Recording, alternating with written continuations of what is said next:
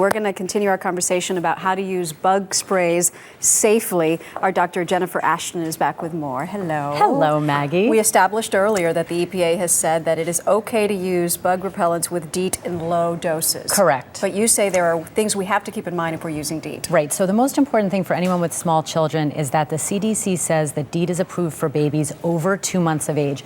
Really the 4 biggest tips, which I think are really helpful when using something like DEET, or most people don't know, you can actually apply it to your clothing. You don't have to put it directly on your skin. The other thing is, both for the environment and for your protection, you can actually use pumps instead of aerosols, so it doesn't really kind of go all over. So this is the way that you want to go if you're using DEET. Yeah, more focused.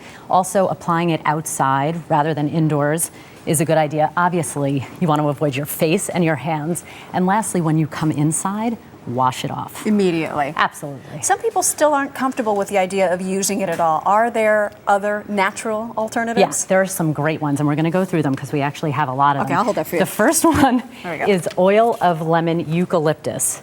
So this can be used on children over 3. And you see, not only it smells good, but it actually can be effective. The next one is something called IR 3535. It's a biopesticide. So we have that there. Okay, this is deep Citronella and sweat resistant. And most people know about the citronella. So these are the candles. Actually works in lotion form. The other thing about this is that you do need to reapply it after about an hour. Okay.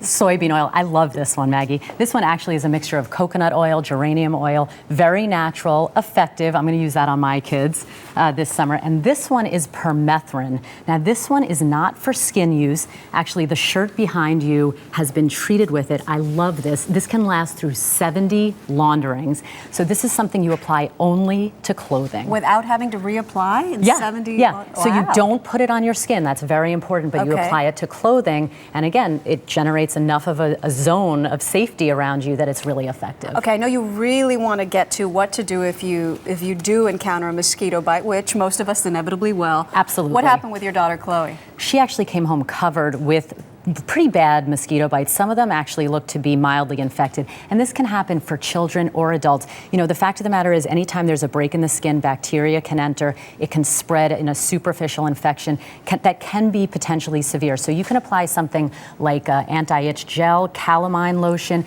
baking soda, which you can mix 3 teaspoons of baking soda with 1 teaspoon of water, put a little paste on. Ice works great to prevent itching. The bottom line is, the more you scratch, the more you have the possibility to spread infection, and it can become severe, leading to something called cellulitis. So this is a real issue for adults and kids. Dr. Jennifer Ashton. You bet. Thanks. Remember, go to the website for all the information, earlyshow.cbsnews.com.